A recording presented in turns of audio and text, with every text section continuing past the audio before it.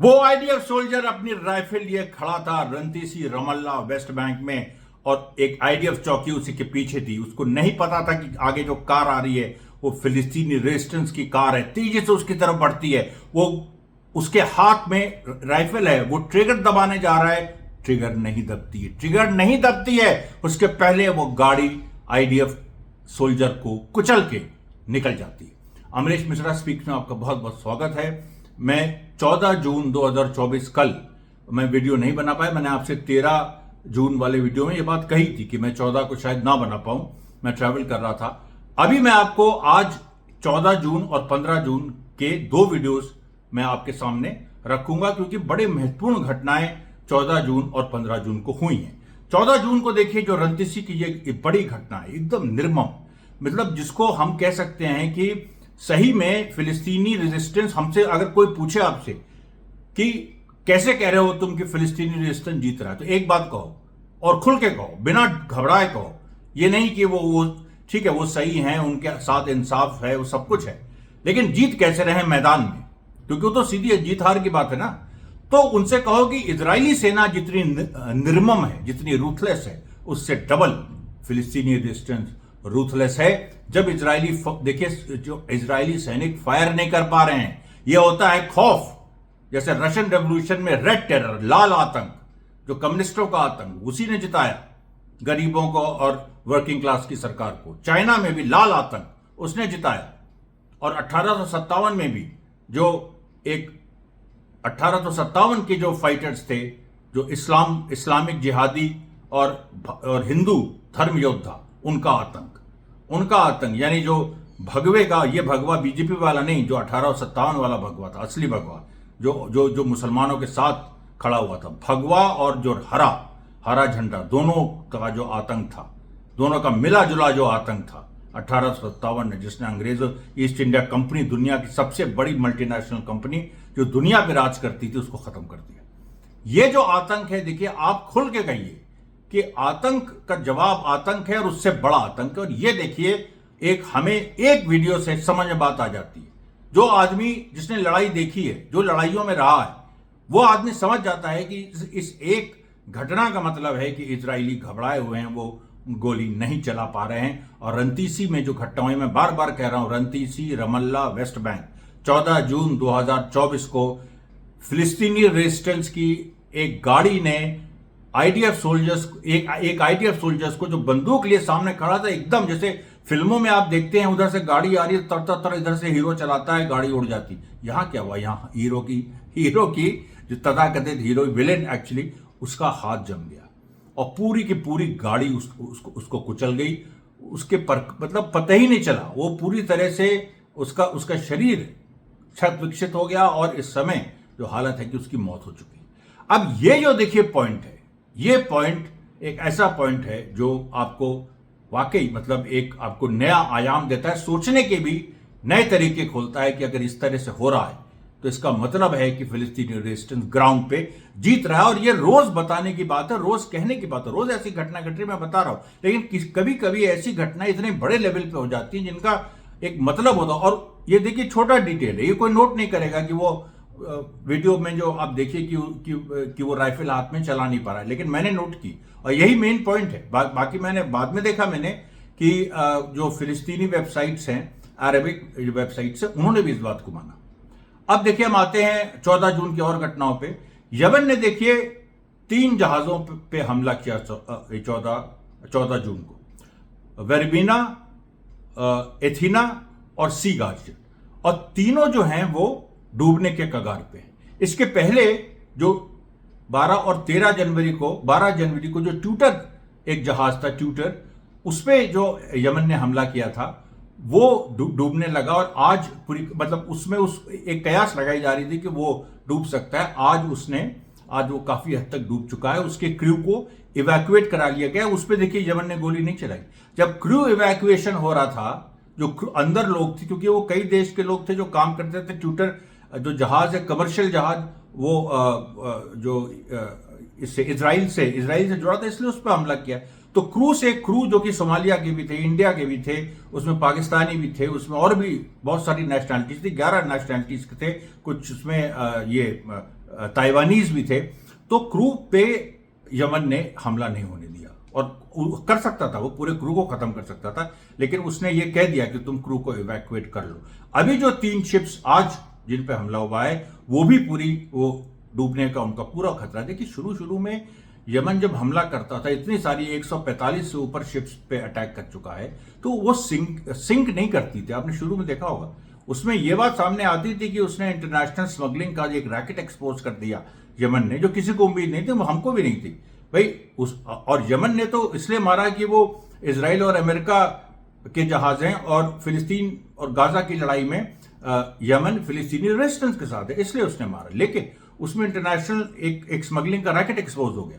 उसके बाद भी वो जो शिप्स हैं सिंक नहीं करती थी, लेकिन अभी जो यमन मार कर रहा है उसमें ये सब जहाज सिंक कर रहे हैं, ये सब डूबने के कगार पे पहुंच रहे हैं। और ये लंबे समय तक, क्योंकि ये टाइटैनिक फिल्म नहीं है कि मतलब टाइटैनिक आपने देखी होगी जिसमें वो मारा, मतलब वो स्ट्राइक की आइसबर्ग और वो बहुत जल्दी वो डूब गई। तो उस समय की टेक्नोलॉजी दूसरी थी। आज जो है शिप्स जो जिस तरीके के हैवी वो मेटल से बनी होती हैं और उनमें जो कई लेयर्स होते हैं, बहुत सारे और जो आयरन ओर्स होते हैं उसमें लगे होते हैं, तो उसके सिंक करने का जो टाइम है वो ज्यादा होता है। 2 दिन हो सकता है, 2.5 दिन हो सकता है। तो ये जो देखिए शिप्स है जो आज जो यमन ने मारी, ये एक लंबे मतलब आने वाले 2 दिन में इनकी जो खबर है वो और आएगी। 15 जून के वीडियो में जो मैं इसके बाद जारी करूंगा, मैं बार बार आपसे कह रहा हूं, इसके तुरंत बाद मैं एक और वीडियो जारी करूंगा, तो उसमें भी मैं उसकी बात आपके बीच रखूंगा कि इन तीनों शिप्स का क्या हुआ। अब देखिए तीसरी बात हिजबुल्लाह की। हिजबुल्लाह की जो मार है वो जस की तस तो जारी है ही। उसने देखिए सफद में जो आग लगाई वो और बढ़ गई है। उसके बाद किरियत शिमोना, मिथुला, इस तरीके के तमाम जो सेटलमेंट्स हैं इनमें लगातार हिजबुल्लाह मार कर रहा है। 14 जून को हिजबुल्लाह ने 102 ऑपरेशंस की। अब आप बताइए 102 ऑपरेशंस, ये मैक्सिमम है मेरे ख्याल से 7 अक्टूबर के बाद से मैक्सिमम है ये 102 ऑपरेशन। मीरॉन हवा जो आईडीएफ का बेस था वो खत्म हो गया है, जो किरियत शिमोना में था वो खत्म हो गया है, जो तबरिया और अक्का के बीच जो मैं बता रहा था कि लखनऊ और कानपुर का जो डिस्टेंस वाली 90 किलोमीटर है, तो वो करीब 79 किलोमीटर तबरिया और अक्का के बीच पूरा इलाका जल रहा है, अभी तक जल रहा है। और उसमें कम से कम 4 फायर फाइटर्स इजराइल के मारे गए हैं। नेतन्याहू उसमें अपनी सेना भेजना चाहता है, लेकिन सेना ने कहा कि हमारा काम लड़ना है, हम आग बुझाने के हमें ट्रेनिंग ही नहीं दी गई है, ऐसे ऐसे काम हमसे कराओगे। ये लोग तो सेना से ये सड़कें भी कौन साफ करा दें और नालियां भी साफ करा दें। नहीं, इस तरह की भाई जो इजराइल जिस तरह का मैन पावर शॉर्टेज इस समय है, उसके काफी लोग भाग चुके हैं, बड़े से बड़ा जो उसकी वर्क फोर्स है वो भाग चुकी है। इसीलिए देखिए बीच में बात आई थी कि भारत से 4000 लेबर ले आओ, वहां से 4000 ले आओ, पाकिस्तान से ले आओ, बांग्लादेश से ले आओ, कहीं और भी जो इस तरह के जो और देश हैं अफ्रीका से, वहां से तो आए भी। आइडियल सोल्जर्स ज्यादातर मर्सनरीज हैं जो अफ्रीका से या इससे जो मंगाए गए हैं, जिनकी जो मारे जाते हैं तो उनकी डेथ रिकॉर्ड करना जरूरी नहीं होती।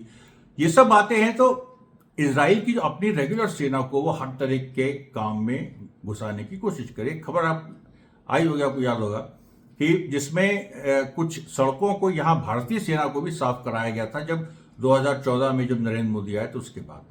तो ये देखिए सेना को एक बिजनेस की तरह ट्रीट करना, ये इजराइल में भी चला, भारत में भी अग्निवीर की स्कीम उसी के तहत आई कि एक जैसे एक बनियागिरी जो होती है वो उस मानसिकता से अग्निवीर आई, और जनता ने लेकिन इस चुनाव में माकूल जवाब दे दिया।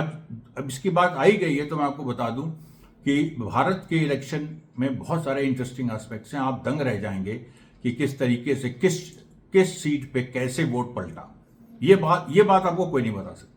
ये मैं आपको 80 सीटें जो उत्तर प्रदेश की हैं उसका मैं आपको जो मुख्य 30 से 35 सीटें हैं जो एक हर रीजन को कवर करती हैं, उनका जब मैं आपको एक खाका दूंगा तो आप भी देखिए एकदम यू विल बी शॉक्ड कि ये क्या हो गया।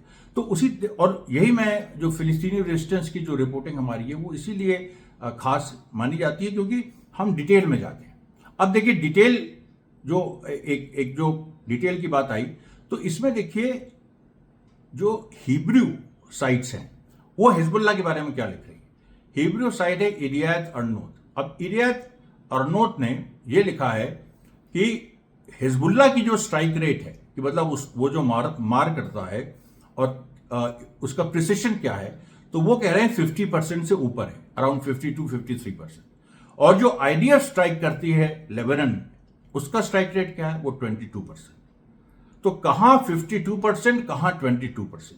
मतलब इजराइल जो लेबनान पे मार करता है, एयर स्ट्राइक्स करता है, चाहे ड्रोन से मार करता है, अच्छा 22% में करीब 95% सिविलियन कैजुअलिटीज, जो 22% एक तो कर पा रहा है केवल, और उसमें भी 95% सिविलियन कैजुअलिटीज, 5% केवल हिजबुल्ला के लोग इफेक्ट हुए हैं।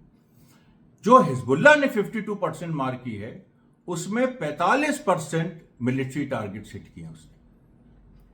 उस 52% को अगर 100 कर दिया जाए तो उसमें से करीब 45% उसने मिलिट्री टारगेट्स हिट किए हैं। और उसके बाद उसने जो ओपन ग्राउंड है, जो दूसरा 40% है, वो ओपन ग्राउंड, जो खाली ग्राउंड है, जहां कोई नहीं है, जो जैसे अभी जो आग लग रही है और पूरा इलाका का इलाका आग के हवाले हो रहा है, उसका मकसद हिजबुल्ला का है कि पूरा ऐसा खौफ पैदा करना, ऐसा आतंक पैदा करना कि अपने आप ही सिविलियंस छोड़ के चले जाए। और जो सेटलर्स मारे गए हैं और जो बाकी चीजें हैं, वो करीब 10 से लेके 15%। तो 45%। अच्छा, हिजबुल्ला ने अपना एक इन्फोग्राफिक भी इशू किया, जिसमें उसने ये बताया है कि अभी तक 8 अक्टूबर से लेके और समझ लीजिए आप 12 जून 2024 तक, 8 अक्टूबर 2023 से लेके 12 जून 2024 तक उसने कम से कम 3,700 इजरायली सैनिक मारे। पिछला जो इन्फोग्राफिक आया था 1.5 महीना पहले, उसमें 2,000। तो 2,000 अक्टूबर से लेके आप सोचिए जो मई तक, और जो मई से जून के बीच आप देखिए 1,500 लोग मारे गए, 1,500 इजरायली मारे गए।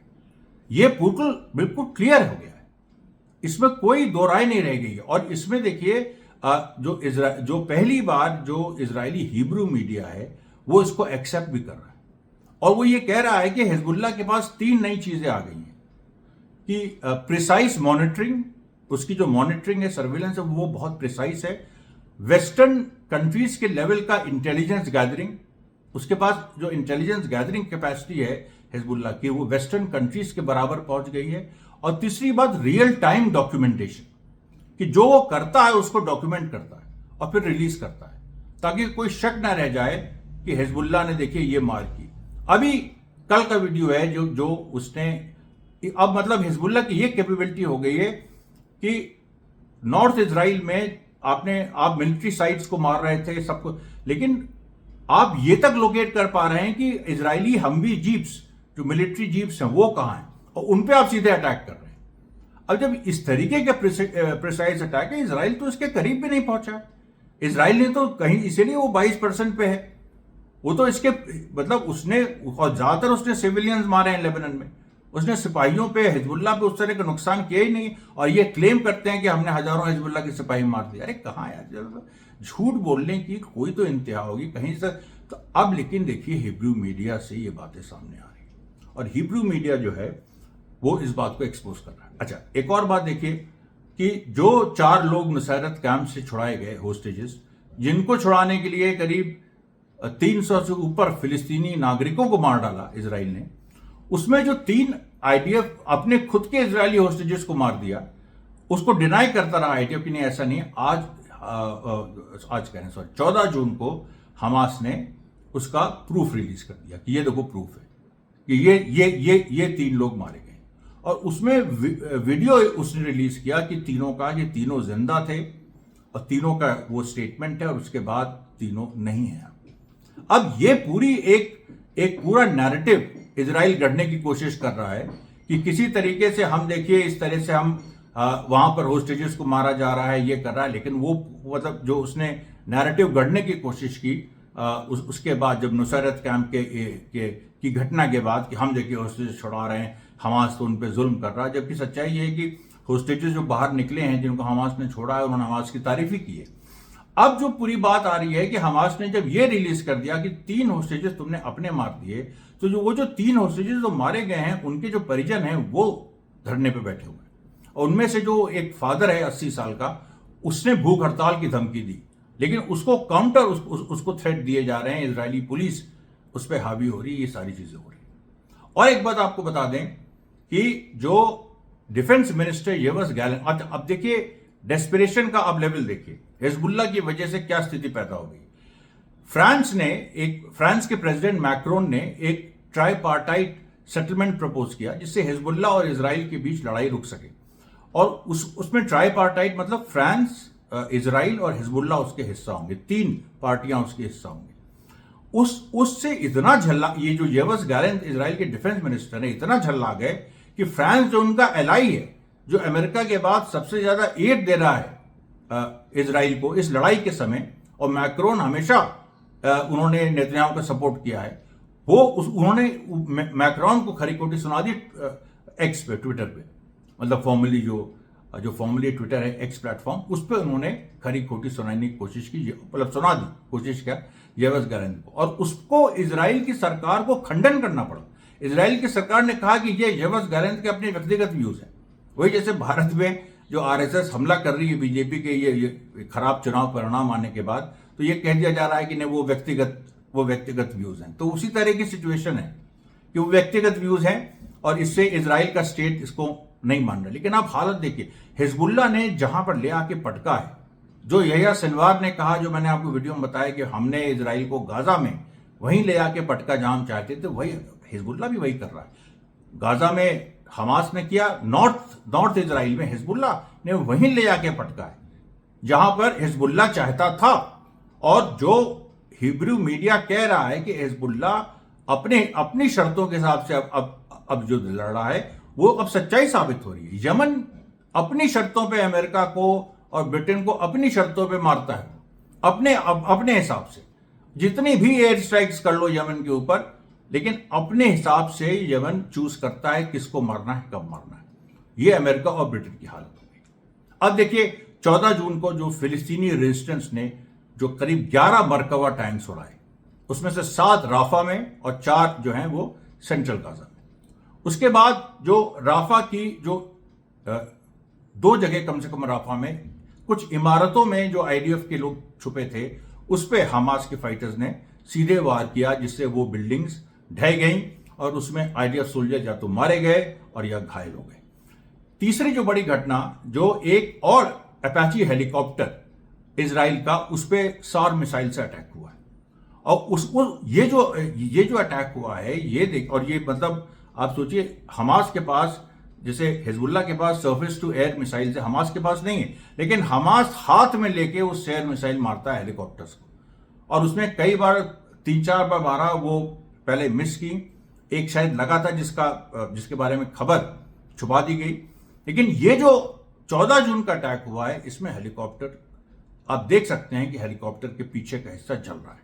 और इस चीज से ये छोटी सी, मतलब कोई कहेगा कि भाई एक हेलीकॉप्टर को मार दिया, अरे यार हेलीकॉप्टर को हमास मार देगा, ये कैसे, संभव ही नहीं है। जमीन से आप कर रहे हैं, कोई भी दुनिया की फौज इस तरह की चीज करके दिखा दे। वियतनामीज ने किया था जब अमेरिका से वो लड़ाई लड़ रहे थे, जबकि वियतनाम के पास भी एक छोटी मोटी एयरफोर्स थी, और उन्होंने कुछ इस्तेमाल करके उन्होंने मिलाया था ग्राउंड और एयर ऑपरेशंस को।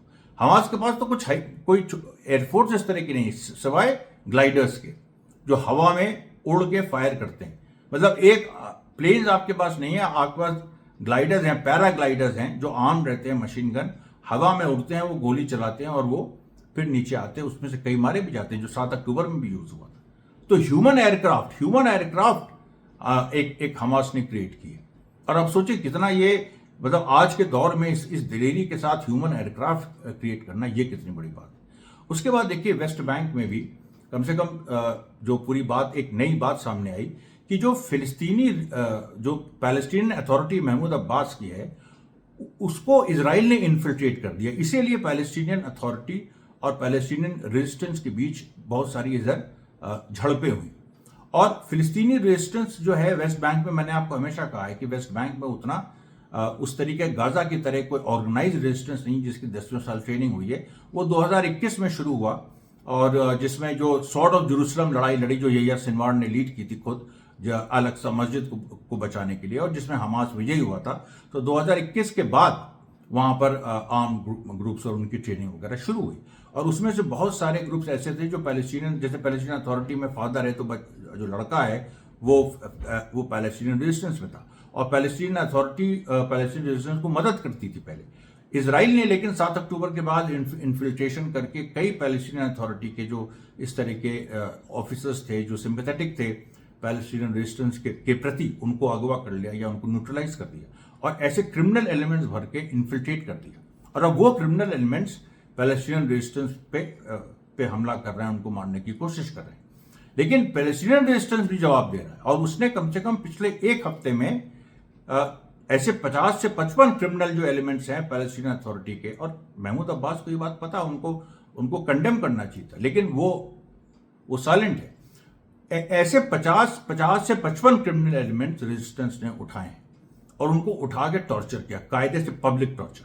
देखिए, एक वही बात आ जाती है आतंक वाली, और ऐसा आतंक कायम किया है कि पैलेस्टीनियन अथॉरिटी के जो बाकी क्रिमिनल्स हैं वो अब डर रहे हैं। उसमें से एक हिस्सा भाग चुका है। करीब 200 से 250 ऐसे लोग इजराइल ने इन्फिल्ट्रेट किए थे, उनको आर्म्स भी दिए, सब कुछ दिया। 50 से 55 लोगों को उठा लिया, कईयों को तो मार चुका है पहले पैलेस्टीनियन रेजिस्टेंस, और 50 से 55 को उठाया, उनको पब्लिक टॉर्चर हुआ, पब्लिक, और यही जवाब है। और पब्लिक टॉर्चर के बाद जो है वो उन्होंने कन्फेस किया, इस बात उनको कन्फेस कराया गया कि तुम बताओ साले सच्चाई क्या है, और उन्होंने इस बात को कहा कि हम लोग जो हैं वो इजराइल द्वारा पेड है। इससे देखिए पूरा जो इक्वेशन है वहां पर, क्योंकि अभी तक क्या था कि बहुत सारे पैलेस्टीन अथॉरिटी में थे, वहां से तनख्वाह मिलती थी वहां से, तो भाई एक सेंटिमेंट उसके साथ भी था। अब लड़का यहाँ है, बाप वहाँ है, लेकिन जब ये पता चला कि बहुत सारे लोग तो जो जुड़े हुए थे और जो असली लोग थे वो तो उठा लिए गए हैं, और ये तो क्रिमिनल्स एक्ट कर रहे हैं, बताइए कितनी बड़ी साजिश, और उसको एक्सपोज कर दिया हमास ने, ये उससे भी बड़ी बात। और इसके बाद जो है लोगों का, इजरायलियों का ये एक बिलीफ हो गया है कि अब हम महमूद अब्बास को अब हटाएंगे, और महमूद अब्बास की जगह हम किसी और को वहां पर बैठाएंगे। और अगर ये, क्योंकि इलेक्शन के थ्रू होना चाहिए, इलेक्शन हुए नहीं सालों साल, अगर इलेक्शंस नहीं होता है तो हम फिर बाय फोर्स करेंगे, और ये वहां की जनता का निर्णय है। और महमूद अब्बास के लोग जो बचे कुचे हैं, जिन्होंने इजरायली, जैसे एक शेख हुसैन नाम से एक शख्स है, वो तेल अवीव गया था, और वो पूरा इस तरीके से उसने इन्फिल्ट्रेशन में मदद की, और अब पैलेस्टीनियन रेजिस्टेंस ने उसके खिलाफ वारंट जारी कर दिया कि ये जो शेख हुसैन है, अल हुसैन, ये अगर घुसा, ये अगर दिख गया वेस्ट बैंक में, तो इसको हम गोली मार सकते हैं। ये देखिए पूरा एक 14 जून का एक ब्रीफ हमने आपके सामने रखा। अब नेक्स्ट वीडियो आ रहा है, आप इसको भी, आपसे फिर से अपील है, कमेंट करिएगा, देखिएगा पूरा, कमेंट करिएगा, सब्सक्राइब करिएगा, और इसको आगे बढ़ाइए। और इसके बाद जो हम 15 जून का एक वीडियो हम जारी करेंगे 8:30-9 के बीच में, उसको भी आप देखिए, और उसको उसी शिद्दत के साथ आप उसके भी व्यूज़, और उसमें भी आप उसी तरह से कमेंट करिए। धन्यवाद साथियों, बहुत बहुत धन्यवाद।